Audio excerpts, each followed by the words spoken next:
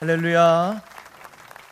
오늘은 특별히 추수감사주의를 맞아서 물론 이번 한 주도 참으로 감사했지만 한 해 동안 무엇보다 하나님의 은혜 가운데 감사함을 가지고 오늘 이 예배의 자리에 나온 여러분 한 분 한 분을 다시 한번 환영하고 축복합니다. 여러분이 하나님의 은혜로 여기까지 온 줄로 믿습니다. 앞으로도 하나님의 돌보심과 은혜 가운데 여러분의 삶에 다 많은 감사가 넘치는 복된 삶이 되시기를 주님의 이름으로 간절히 축원합니다. 오늘 옆에 분과 인사 나눌 때 우리가 이렇게 인사했으면 좋겠어요. 물론 만나서 반갑지만 우리 상대방에게 감사합니다 인사 나누면서 오늘 같이 인사 나눴으면 좋겠습니다. 감사합니다.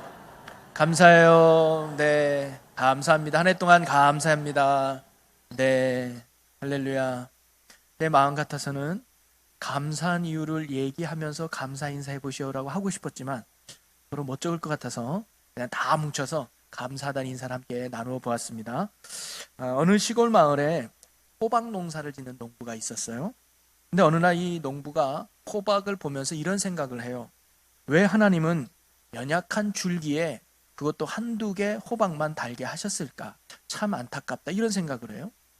그리고는 자기 집 앞마당에 있는 큰 도토리 나무가 있는데 그 나무를 보고는 왜 하나님은 저렇게 큰 도토리 나무에 보잘것없는 작은 도토리를 열게 하셨을까?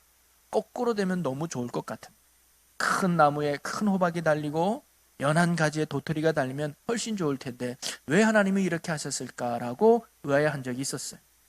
그리고는 며칠 뒤에 농부가 도토리 나무 그늘 아래 평상에 누워서 낮잠을 자고 있었는데 무언가 이마에 뚝 떨어져서 깜짝 놀라서 일어났더니 도토리 하나가 떨어진 거예요.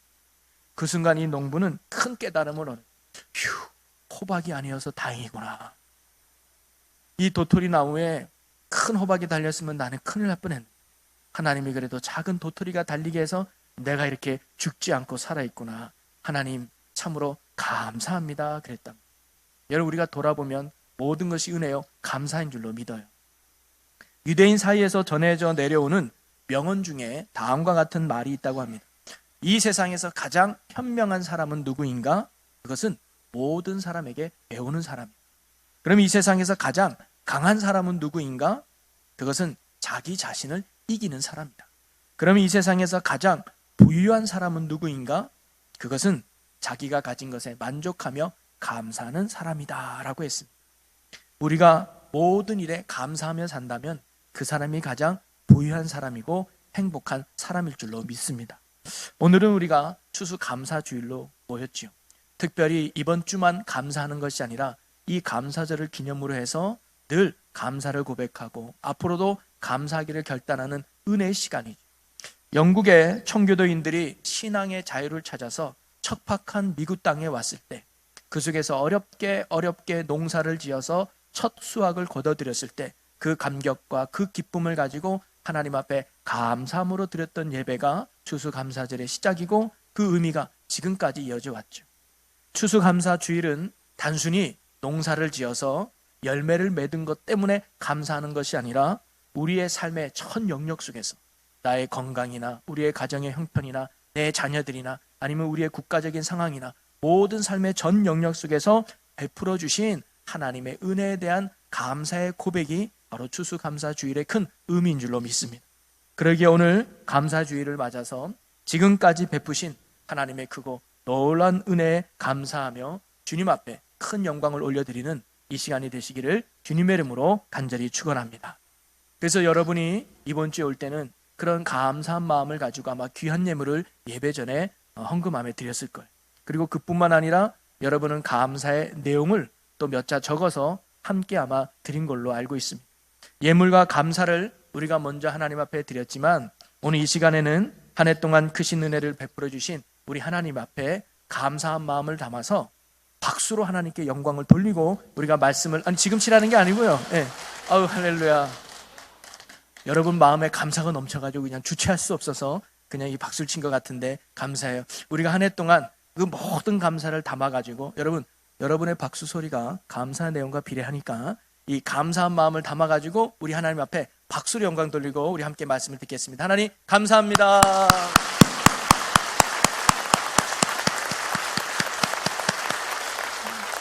네, 감사해요.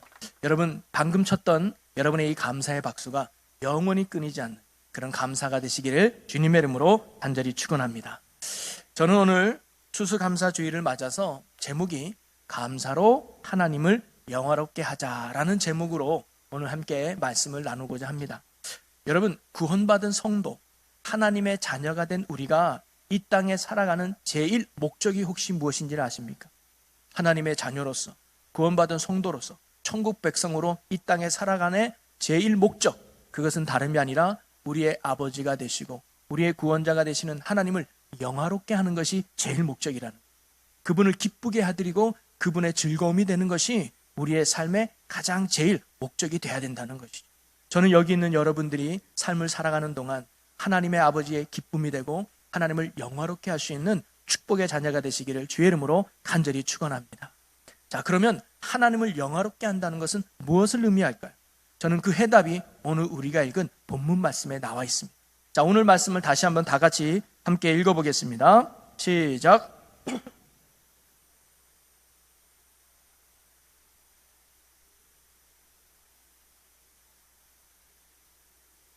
아멘. 오늘 짧은 한 절이지만 이 한 절 말씀 속에서 하나님이 우리에게 주시는 은혜를 함께 나누고자 하는데요. 하나님을 영화롭게 하는 자가 어떤 사람이냐? 오늘 초반에 보니까 감사로 제사를 드리는 자가 나를 영화롭게 한다 그래요. 즉 하나님을 영화롭게 하는 사람은 어떤 사람이냐? 감사로 제사 지내는 자가 하나님을 영화롭게 한다는. 여러분, 그러면 감사로 제사 지낸다는 것은 뭘까요? 제사는 오늘날 예배를 의미하죠. 즉 감사의 예배를 드리는 사람을 하나님이 뭐예요? 기뻐하신다. 그를 통해서 하나님이 영화롭게 된다는 거죠. 여러분, 요한복음 4장에 보면 예수님이 찾으시는 사람이 있습니다. 어떤 사람을 찾느냐? 예배하는 자를 찾는다 그래요. 하나님이 찾는 의미는 뭘까요? 그 예배하는 자를 하나님이 기뻐하기 때문에, 예배하는 자를 하나님이 즐거워하기 때문에, 그리고 그 예배는 어떤 예배여야 됩니까? 감사 예배가 돼야 된다는. 우리가 하나님 앞에 예배 드릴 때 그 예배의 가치, 그 예배의 핵심은 뭐여야 되느냐? 감사여야 된다는 것이죠.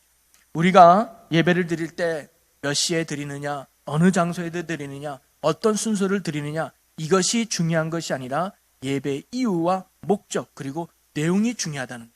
그러면 그 예배의 이유와 목적, 그리고 내용이 무엇이 돼야 됩니까? 감사가 돼야 됩니다. 오늘도 우리가 주일날 매일매일 모여서 예배를 드리지만 이 예배의 큰 가치가 뭐예요? 감사를 올려드리는 거예요. 나를 구원해 주신 하나님 감사, 내 문제를 해결해 주신 하나님 감사해요. 나를 자녀 삼아 주신 하나님 감사해요. 내 죄를 용서해 주신 감사해요. 그 감사를 고백하는 것이 예배의 참 의미고 가치라고 하는 것이죠. 그리고 그러한 감사로 드리는 예배를 하나님이 기쁘게 받으시고 하나님이 즐거워하신다는 거예요. 그리고 좀 더 구체적으로 나아가면 오늘 본문 말씀 후반에는 또 이렇게 기록되어 있습니다. 그의 행위를 옳게 하는 자에게 라는 말이 나와요. 즉 감사의 제사를 지내는 자는 어떤 사람이냐? 그의 행위를 옳게 하는 자라고 말할 수 있어요. 즉 감사의 제사는 내 행위로 나타나야 한다는 것을 말하고 있는 것이죠. 즉 예배는 특정한 장소나 특정한 시간이나 특정한 사람들만이 모여서 드리는 것이 예배가 아니라 하나님이 받으시는 예배, 하나님이 기뻐하는 예배, 참된 예배는 내 삶이 예배가 되고 내 행위가 예배가 돼야 된다는 것이죠. 로마서 12장 1절에 보면 그러므로 형제들아 내가 하나님의 모든 자비하심으로 너희를 권하노니 너희 몸을 하나님이 기뻐하시는 거룩한 산 제물로 드리라. 이는 너희의 드릴 영적 예배니라.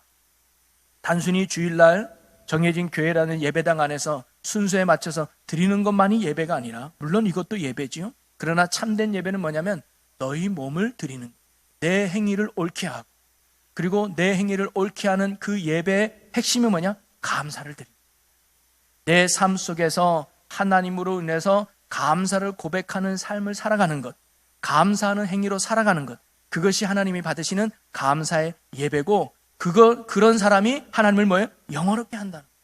그게 하나님의 기쁨이 된다는 거예요. 그래서 성경 우리에게 이렇게 또 말하고 있습니다. 데살로니가전서 5장 18절 말씀에 보면 범사에 감사하라. 이것이 그리스도 예수 안에서 너희를 향하신 하나님의 뜻이니라. 여러분 잘 아는 말씀이죠. 범사에 감사하라고 하나님이 말씀하세요. 야, 너희들이 범사에 감사했으면 좋겠다. 되도록이면 감사할 수 있도록 해라. 이렇게 말한 게 아니라 명령어로 감사하라라고 말하죠. 왜? 이것이 하나님의 뜻이라는 거예요. 이것이 하나님의 기뻐하는 바고 이렇게 살아가는 것이 하나님을 영화롭게 하는 것임을 성경이 우리에게 가르쳐 주고 있는 것이죠. 자, 그러면 여러분, 범사에 감사하는 삶 쉬울까요? 어려울까요? 참 쉽지 않은 것 같아요. 여러분의 자녀가 삼수, 사수 하는데 감사가 나옵니까? 여러분이 어떤 사업을 해가지고 대출 받아가지고 사업을 했는데 사기꾼 만나가지고 빚더미에 옮기는데 감사가 나와요? 여러분이 어렵게 차 사는데 하루아침에 그냥 사고 나가지고 폐차시키는데 여러분 감사가 고백되어집니까? 어떻게 보면 범사에, 즉 모든 일에 감사한다는 것은 참으로 어떻게 보면 불가능한 일처럼 느껴져요. 그러면 하나님이 우리가 지킬 수도 없는 말씀, 할 수도 없는 말씀, 이 말씀대로 살아가기에 너무 어려운 말씀을 하나님이 주신 걸까요? 그래서 우리를 괜히 이 말씀 앞에 무겁게 하고 부담 갖게 하고 힘들게 하려고 하나님이 우리에게 이 말씀을 주셨을까요? 아닙니다. 우리는 감사할 수 있습니다. 감사의 주체가 누구냐에 따라서, 또는 감사의 조건이 무엇인가에 따라서 우리는 달라진다는 것이죠. 오늘 방금 읽은 말씀 데살로니가전서 5장 18절 말씀을 보면 범사에 감사라는 말씀과 하나님의 뜻이라는 말씀 사이에는 아주 중요한 말씀이 들어가 있습니다. 그게 뭐냐면 이것이 그리스도 예수 안에서 너희를 향하신, 즉 범사에 감사하며 하나님의 뜻을 이룰 수 있는 힘이 어디 있느냐? 예수 그리스도 안에 있다는 거예요. 내가 공부해서 감사하는 것도 아니고 내가 뭐 능력을 구해서 감사할 수 있는 것이 아니라 예수 그리스도 안에 있을 때, 예수 그리스도 안에 삶을 누릴 때 우리는 뭐예요? 범사에 감사함으로 하나님을 영화롭게 할 수 있다는 거예요. 그래서 구원받은 성도만이 하나님을 영화롭게 할 수 있어요. 죄 용서받은 사람만이 하나님의 기쁨으로 살아갈 수 있다는 것이죠. 여러분, 제가 지난주에 감사와 생각이라는 영어 단어가 어원이 같다고 말씀드린 적이 있습니다. 땡크라는 단어와 싱크라는 단어의 어원은 같아요. 즉 감사하다와 생각하다는 똑같은 의미에서 시작된 거예요. 즉 감사는 뭐냐? 생각하면 나와지는 거예요. 그럼 누구를 생각하면 감사가 되어지는 걸까요? 하나님이. 우리가 하나님을 묵상하고 하나님을 생각하고 하나님을 바라보면 우리의 입에서 감사가 뭐예요? 표현되어지는 믿음의 고백인 줄로 믿습니다. 그러기에 감사는 믿음의 고백이고 믿음의 결과인 것이죠. 어느 목사님이 이런 말씀을 하셨습니다. 감사는 환경으로 하는 것이 아니라 결단으로 하는 것이고, 감사는 정서나 감정으로 하는 것이 아니라 의지로 하는 것이며, 감사하라는 하나님의 말씀에 순종하는 것으로 우리는 감사하는 것이다. 저는 맞는 말이라고 봐요. 환경이 좋아서 감사가 나오는 것이 아니라는 겁니다. 어떤 환경에도 원망할 사람은 원망하고요, 또 감사할 사람은 감사하게 되는 것입니다. 그러므로 감사는 환경의 결과가 아니라 믿음의 결과며 믿음의 선택인 것이죠. 그래서 어떤 상황이든 우리는 감사를 선택할 수 있어야 합니다. 아니, 선택하며 살아야 하는 것이죠. 그것이 하나님을 영화롭게 하는 감사의 제사를 드리는 우리의 삶인 것입니다. 어떤 일이 주어졌든 어떤 상황에 놓여졌든 하나님으로 인해서 감사를 고백하는, 그것이 우리가 드리는 감사의 제사요. 그 순간순간을 하나님이 뭐예요? 기쁘게 여기십니다. 그리고 그런 삶을 통해서 하나님이 뭐예요? 영화롭게 되어진다는 것이죠. 지난주에 저는 성숙한 감사라는 제목으로 여러분과 함께 말씀을 나누어 보았죠. 하박국 선지자가 환난 중에도 그는 감사했고 없는 중에도 그는 감사했습니다. 그가 이렇게 감사했던 이유가 뭘까요? 구원의 하나님을 바라보았기 때문이죠. 그래서 환난 중에서도 구원을 베푸실 하나님 때문에 그는 즐거워했습니다. 없는 중에서도 채워주실 하나님을 바라보았기 때문에 그는 기뻐했습니다. 하나님 때문에 감사하고 하나님 때문에 즐거워했다는 것이죠. 하나님을 향한 믿음을 가지니까 뭐가 선택되어지는 거예요? 감사가 선택되어지더라는 거예요. 그러기에 하나님을 향한 믿음을 가진 자가 감사를 선택하며 감사를 고백할 수 있는 것입니다. 우리 시편 119편 71편 말씀을 한번 읽어보겠습니다. 시작.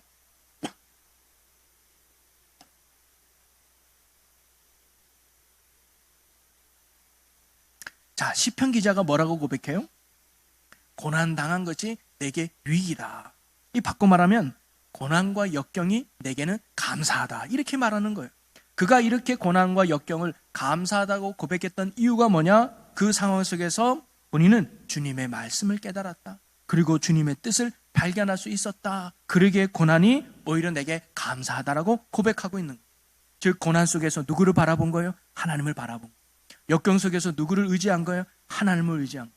그랬더니 하나님의 은혜를 깨닫게 되고, 그랬더니 하나님의 섭리를 발견하게 되고, 그랬더니 하나님에 대한 믿음 때문에 뭐예요? 감사를 고백하게 되었다는 것이죠. 여러분, 감사는 환경의 결과가 아니라 믿음의 결과라는 사실을 여러분 꼭 기억했으면 좋겠습니다. 믿음의 고백이 바로 감사라는 것이죠. 그리고 어떤 사람이 감사할 수 있습니까? 하나님을 확실히 바라보는 사람, 하나님을 의지하는 사람, 하나님을 신뢰하는 사람이 범사에 감사할 수 있는 것이죠. 그러기에 여러분 혹 불행 속에 있다 할지라도 축복으로 이끄실 하나님을 믿는 믿음 안에서 감사의 제사를 드릴 수 있는 여러분이 되기를 소망합니다. 어려움과 역경 속에 있다 할지라도 구원하실 하나님을 믿는 믿음을 가지고 감사의 제사를 드릴 수 있는 여러분이 되기를 주의 이름으로 간절히 소망합니다. 그런 여러분의 삶을 누가 기뻐한다고요? 하나님이 기뻐하는 거예요. 그래서 하나님을 영화롭게 할 수 있는 축복의 열매가 바로 우리의 삶에 넘친다는 것이죠. 앞으로 여러분이 어떤 상황에 놓여 있든지, 어떤 또는 조건 상황에 있다 할지라도 여러분 감사의 제사를 통해서 살아계신 아버지 하나님을 영화롭게 될 수 있는 그런 축복의 자녀가 되시기를 주님의 이름으로 간절히 축원합니다. 그리고 이러한 감사의 삶은 하나님을 영화롭게 하는 것뿐만 있는 것이 아니라 오늘 말씀을 보니까 그 감사의 결과는 우리를 축복으로 인도한다고 오늘 말씀이 우리에게 가르쳐주고 있어요.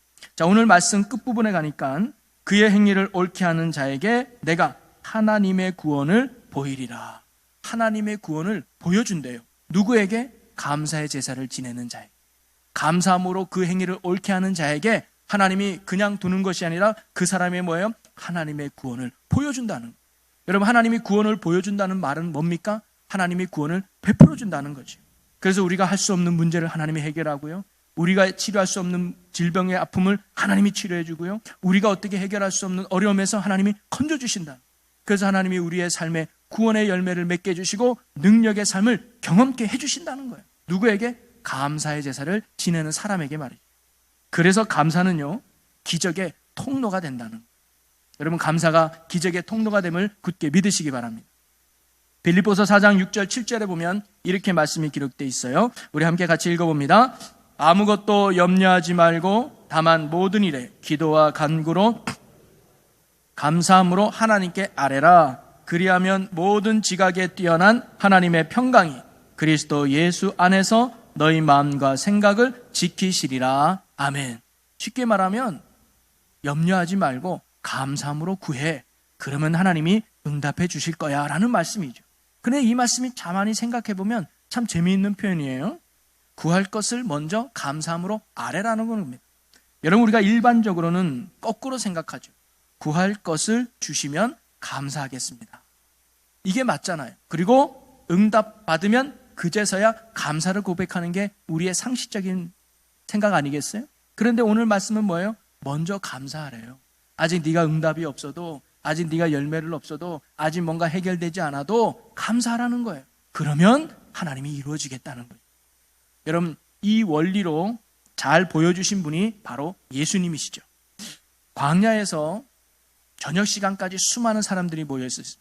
남자만 5,000명이나 넘는, 부녀자와 아이들까지 하면 거의 15,000명에서 2만 명이나 되는 어마어마한 무리들이 광야에 있었습니다. 말씀을 들으려고요. 근데 저녁 시간이 됐어요.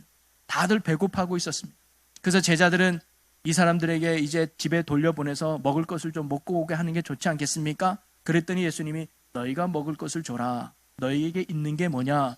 물어보니까 다 조사했더니 오병이요, 물고기 2마리와 보리떡 5개밖에 없는 거예요. 그것도 어린아이 하나가 먹을 수 있는 작은 분량의 양이었죠. 그런데 예수님은 이 작은 것을 가지고 뭐 하느냐? 하나님 앞에 감사 기도를 드려요. 자, 말씀을 봅니다. 6장 11절 보니까 예수께서 떡을 가져 축사하신 후에 앉아있는 자들에게 나눠주시고 물고기도 그렇게 그들의 원대로 주시니라. 여기서 축사라는 말은 뭐냐면 감사 기도를 했다는 거예요. 일방적인 식사 기도. 하나님, 오늘도 일회와 양식을 주셔서 우리 가족들이 배불리 먹게 하심을 감사합니다라는 축사 기도예요. 그런 어떤 식사 기도죠. 쉽게 말하면 예수님이 이렇게 기도한 겁니다. 하나님, 오병이어를 통해서 이 수많은 사람들이 배불리 먹게 하심을 감사. 오병이어로 이 사람들이 다 먹고 남게 해주시니 감사합니다. 이런 감사 기도를 먼저 주님이 들으셨던 것이죠. 그리고는 떼어 나눠주니까 거기 모인 모든 사람들이 배불리 먹고 그리고 12강줄이나 남는 기적을 이루었죠. 그리고 예수님께서 나사로가 죽었을 때 그를 살리기 전에 먼저 감사 기도를 드려요. 자, 요한복음 11장 41절 말씀 함께 읽어봅니다. 돌을 옮겨 놓으니 예수께서 눈을 들어 우러러 보시고 이르시되 아버지여 내 말을 들으신 것을 감사하나이다. 이미 나사로가 살아서 나온 게 아니에요. 이미 나사로가 건강을 회복한 게 아니에요. 죽어있는 상태예요. 냄새나요. 그런데 예수님이 먼저 뭐라고 말하는 거예요? 내 기도를 들으심에 감사하나이다. 먼저 감사를 선포하죠. 그리고는 나사로야 나오너라 라고 명했더니 죽었던 나사로가 건강하게 살아 나오는 기적의 역사가 일어나게 되죠. 여러분, 이처럼 믿음의 감사는 하나님의 은혜의 통로가 되고 하나님의 기적의 통로가 됨을 여러분 굳게 믿으시기를 바랍니다. 우리가 하나님께 감사하게 되면 하나님은 뭐예요? 구원을 우리의 삶에 보여주는 것이죠. 어느 부인이 남편이 예수도 믿지 않고 늘 술만 먹고 들어오는 어떤 술꾼인 남편이 있었습니다. 그리고 술만 먹고 들어오면 집안에 있는 살림을 난장판으로 만드는, 그래서 그게 정리하는 게 이 부인의 어떻게 보면 하루 일과 중의 일이었습니다. 그의 술 시중을 드는 것은 여간 힘든 일이 아니었죠. 하루는 여느 때처럼 남편이 술 먹고 들어와서 이것저것 어지럽힌 것을 늦은 시간까지 다 정리하고 나서 잠든 남편 옆에 딱 앉아서 그가 조용히 묵상하며 기도했더니 자기의 신세가 너무 한탄스러운 거예요. 하나님, 전 언제까지 이 모양 이 꼴로 살아야 합니까? 나 언제까지 이 술고래에 뒤치다거리 하며 제가 살아야 합니까? 하면서 눈물이 펑펑 쏟아지면서 탄식하며 기도가 절로 나왔죠. 그런데 성령이 이 여인의 마음에 감동을 줘서 목사님의 설교가 생각나게 하십니다. 그게 뭐냐면 빌립보서 4장 6절 7절에 있는 말씀이에요. 하나님께 감사하며 기도해라. 그러면 하나님이 너의 기도를 들어주실 거야.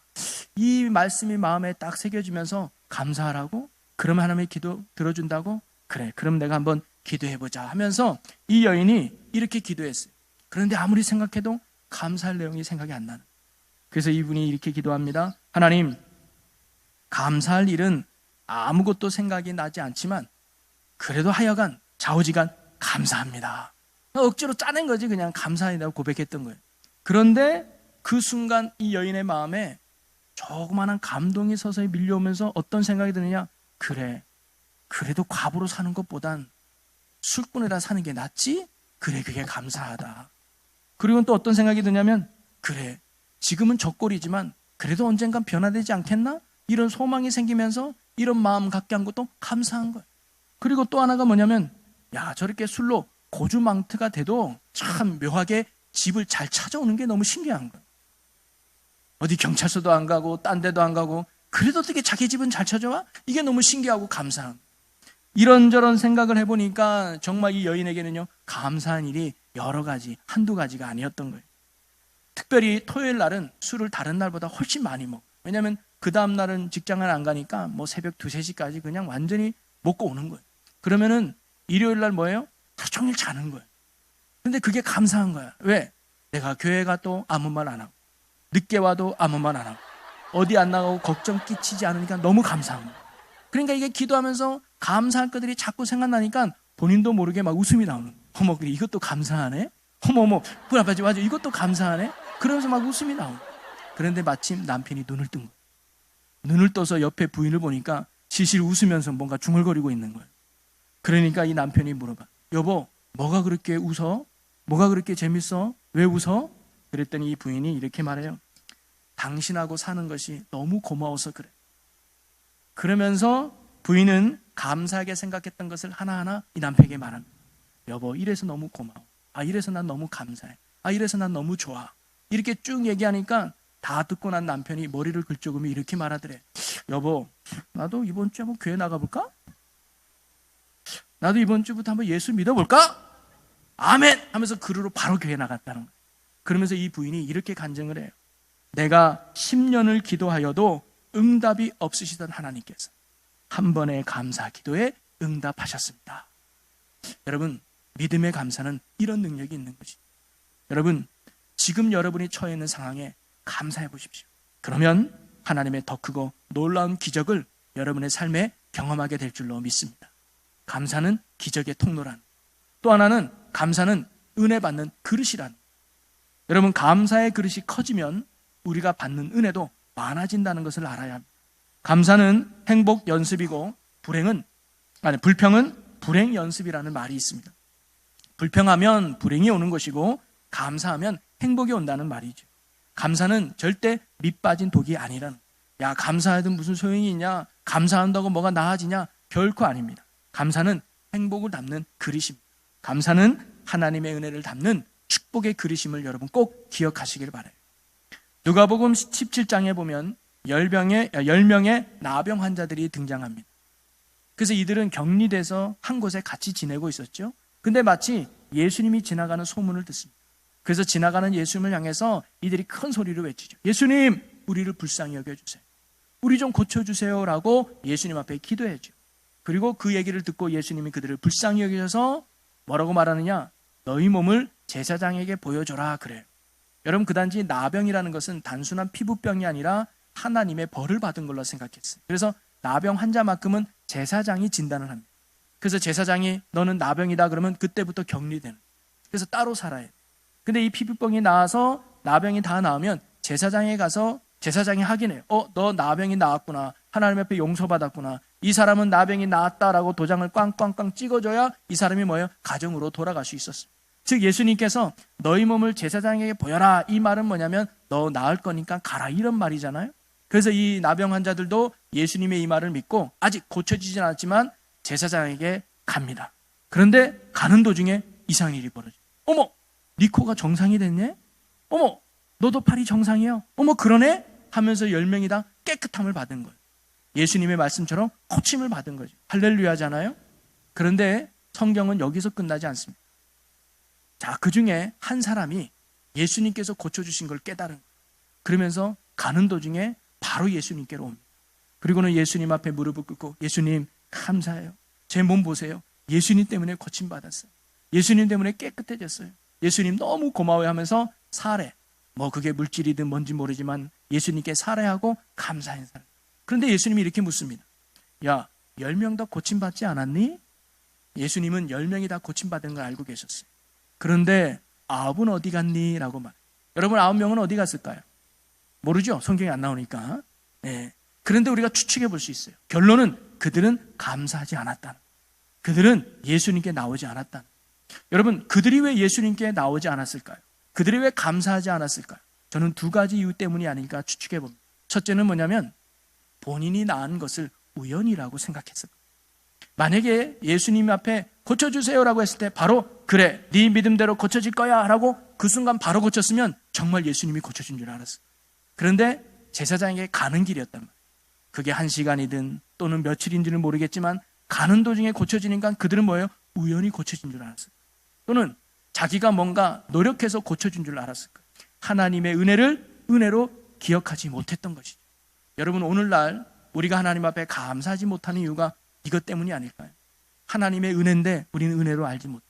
운이 좋아서 그런 줄, 또는 내가 능력이 있어서 고침받은 줄 알고 내가 능력이 있어서 이만큼 사는 줄 알아요. 그러면 감사 안 되는, 바로 이들은 우연인 줄 알고 본인의 힘으로 고침받은 줄 알고 예수님께 나와 감사하지 못했던 것이죠. 또 하나는 뭐냐면 감사하는 것보다 더 중요한 게 있는 거예요. 뭐예요? 제사장에 가서 내 몸을 보여주는 게 더 중요했던 거예요, 이들에게는. 왜? 빨리 제사장에 가서 내가 나은 것을 확인받아야 집에 돌아가니. 집에 돌아가서 만나고 싶었던 가족도 만나고, 아마 결혼을 준비하고 있던 사람은 빨리 결혼식도 해야 되고, 여행을 준비했던 사람은 내가 여행도 가야지. 내가 나병 때문에 여행도 못 갔니. 내가 야병 때문에 하고 싶은 것도 못 했는데 이제 내가 이 병 고침받았으면 예수님께 고맙긴 하지만 나중에 하지 뭐. 내가 하고 싶은 거, 내가 원하는 일에 먼저 앞서다 보니까 뭐예요? 예수님 앞에 감사로 나오지 못했지 않았어요. 여러분, 우리가 하나님 앞에 예배 생활을 못하고 하나님 앞에 감사하지 못하는 이유가 혹시 그것 때문이 아닐까요? 물론 하나님께 감사해. 맞아, 하나님께 고맙지. 근데 아직 내가 할 일이 많아. 내가 아직 해야 될 일도 많아. 내가 뭐도 해야 되고 이게 우선 더 급한 것 같아. 내가 나중에 예배 드리지 뭐. 나중에 내가 하나님께 감사하지. 혹시 이런 식으로 하나님께 감사하러 나오기보다 먼저 내 일에 취해가지고 빠져있는 그런 모습은 혹시 없습니다. 오늘 9명의 나병 환자가 그런 모습이었다. 그런데 보세요. 이 말씀의 핵심은 그들이 고침받은 게 중요한 게 아니에요. 고침받고 감사함을 가지고 예수님 앞에 나왔던 이 사람의 결과가 어떻게 됐는가. 그리고는 감사하러 나온 이 사람에게 예수님이 이렇게 말씀합니다. 자, 누가복음 17장 19절 함께 읽어봅니다. 그에게 이르시되 일어나 가라. 내 믿음이 너를 구원하였느니라 하시더라. 아멘. 이 사람은 병만 고침받은 것이 아니라 구원까지 받게 되는 축복의 은혜를 덤으로 받게 되는 거예요. 뭐 때문에? 감사한 것 때문에. 여러분, 바로 이처럼 감사는요, 더 큰 은혜를 가져오는 축복의 그리심을 여러분 꼭 믿으시기를 바랍니다. 여러분 혹시 여러분의 삶에 하나님의 은혜가 절실하십니까? 감사해 보시기 바라요. 모든 일 가운데, 모든 상황 가운데 생각으로만 아니라 입술로 적극적으로 하나님 앞에 감사를 한번 고백해 보십시오. 여러분의 감사의 그릇을 키워봐 보시기 바랍니다. 그러면 그 그릇 위에 하나님의 풍성한 은혜가 여러분의 삶에 부어주실 줄로 믿습니다. 믿음의 감사는 더 큰 감사를 가져온다는 것을 여러분 꼭 기억하시고 감사의 제사로 하나님께 나아갈 수 있는 여러분의 복된 삶이 되시기를 주님의 이름으로 간절히 축원합니다. 사랑하는 충주제일교회 성도 여러분, 저는 여러분이 추수감사주일 뿐만 아니라 모든 삶 속에서 감사의 제사를 하나님께 올려드리는 믿음의 성도가 되기를 주의 이름으로 간절히 소망합니다. 그래서 여러분의 삶이 하나님을 영화롭게 해드리고 하나님의 기쁨이 되는 복된 삶이 되기를 간절히 소망합니다. 그리고 그러한 삶에게는 하나님께서 뭐예요? 구원을 보여주심으로 말미암아 여러분의 삶에 불가능이 가능해지고 문제가 해결되고 하나님의 역사와 능력이 여러분 삶에 넘치는 참된 영광과 축복의 삶을 살아갈 수 있는 여기 모인 모든 여러분들이 되시기를 주님의 이름으로 간절히 축원합니다. 우리 기도하시겠습니다. 사랑과 은혜가 많으신 아버지 하나님, 오늘 추수감사주의를 맞아 하나님께 감사한 마음을 돌아보는 시간을 주심을 감사합니다. 하나님, 우리가 날마다 삶 속에서 믿음을 통해 감사를 선택하는 저희가 되게 하여 주시옵소서. 감사가 있는 참된 예배자가 되게 하시며 나의 행위가 감사로 채워지게 하여 주시옵소서. 그리하여 하나님을 영화롭게 하고 하나님의 기쁨이 되는 저희들의 삶이 되게 하여 주옵소서. 그리고 그런 삶에는 하나님이 구원을 보여주신다고 하셨사오니 하나님의 구원하심을 날마다 누리는 축복의 자녀로 살게 하여 주시옵소서. 우리의 감사의 이유가 되시는 예수 그리스도 이름으로 기도하옵나이다. 아멘.